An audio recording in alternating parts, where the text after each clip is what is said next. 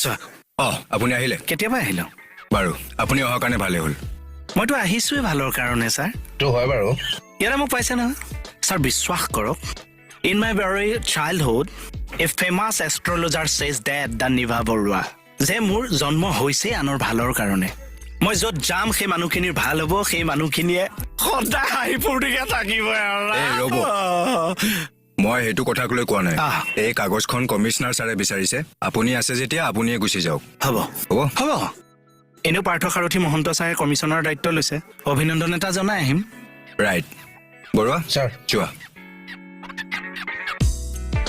bike লৈহে যাব ন চলাবনে খালি হেৰি কৰিবি